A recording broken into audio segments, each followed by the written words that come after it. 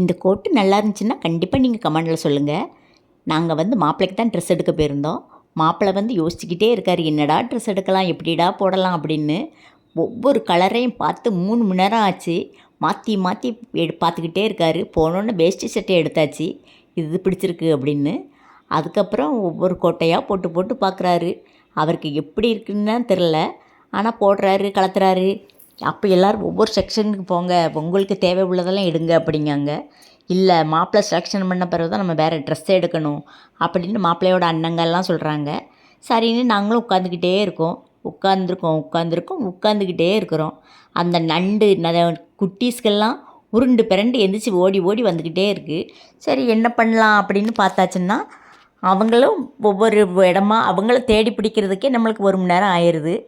நம்ம அவங்கள தேடுறதுக்கே நம்மளுக்கு வேலை சரியாக போச்சு. இவங்கள துணியை பார்க்குறதுக்கு எங்கே நம்மளுக்கு நேரம் டைம் இருக்குது? இல்லை.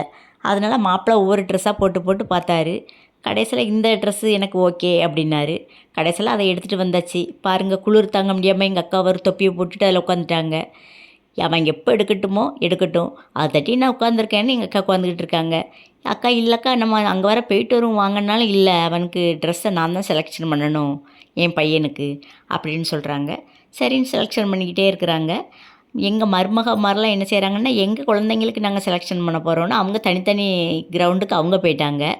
அவங்க ஒவ்வொரு பக்கம், அவங்க அண்ணன்மார் ஒவ்வொரு பக்கம், நாங்கள் ஒரு பக்கம், இப்படி மாற்றி மாற்றி ஒவ்வொருத்தரும் ஒவ்வொரு பக்கமாக நிற்கிறோம்.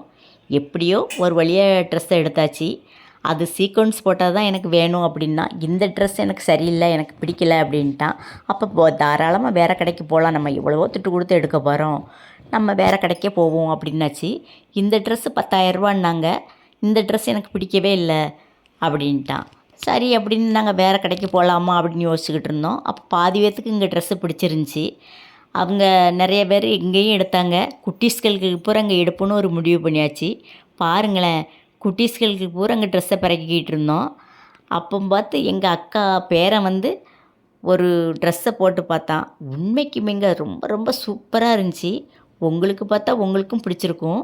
அந்த குட்டி பையன் போட்டிருக்கிறத பார்த்தா அசத்தலாக இருந்துச்சு. நீங்களே பாருங்களேன், அவன் தலையில் வச்ச உடனே அவனுக்கு எவ்வளோ கம்பீரமாக ராஜா மாதிரி இருக்கான்னு அவ்வளோ ஒரு அழகாக இருந்துச்சு. எங்களோட கண்ணே அவனுக்கு பற்றும் போல் அவ்வளோ அழகாக இருந்துச்சு. இதே மாதிரி இவனுக்கு இப்படி ட்ரெஸ் எடுத்தாச்சு. எடுத்து கல்யாணத்துக்கு இதை தான் போடணும் அப்படின்னு ஒரு முடிவு பண்ணியாச்சு. என் மருமகமாரெலாம் சீலை வேணும்னாங்க. அந்தாக்கில் சீலை செக்ஷனுக்கு போயாச்சு. அவங்க பார்த்துக்கிட்டே இருக்கிறாங்க. சரி, எடுப்பாங்களான்னு நாங்கள்லாம் ஒரு ஓரமாக உட்காந்தாச்சு. நான் எங்கள் அக்காலாம் குட்டீஸ்களை வச்சு விளாண்டுக்கிட்டு ஒரு ஓரமாக உட்காந்தாச்சு. நாங்கள் காலையில் மத்தியானம் போனோங்க. நைட்டில் 10 மணிக்கு தாங்க அதை விட்டு வெளியே வந்தோம். வீடு வந்து சேர்றதுக்கு மணி கரெக்டாக 12 மணி. அப்போவுமே எடுத்தோமா? இல்லை, இன்னும் ட்ரெஸ் எடுக்கணும். நாங்களே ட்ரெஸ்ஸு ஒவ்வொருத்தருக்கா ஒரு 53 பேர்த்துக்கு ட்ரெஸ் எடுக்கணும். அப்போ அது நாங்கள் எத்தனை நாளாக எப்படி எடுக்கணும்னு பாருங்களேன். அதனால தான் நாங்கள் ஒவ்வொரு நாளாக ஒவ்வொரு கடைக்காக போய் ஏறி ஏறி இறங்கிக்கிட்டே இருக்கோம். அந்த கடையெல்லாம் எடுத்து போட்டால் உங்களுக்கே வெறுப்பாயிரும். நான் சரி குறிப்பிட்ட இதை மட்டும் எடுப்போமேன்னு தான் கண்டிப்பாக எடுத்திருக்கேன். பிடிச்சிருந்தா நீங்கள் கமெண்டில் சொல்லுங்கள். இப்போ எங்களுக்கு தினம் ஒவ்வொரு இடத்துக்கு போய் போய் உடம்பு ரொம்ப டயர்ட்.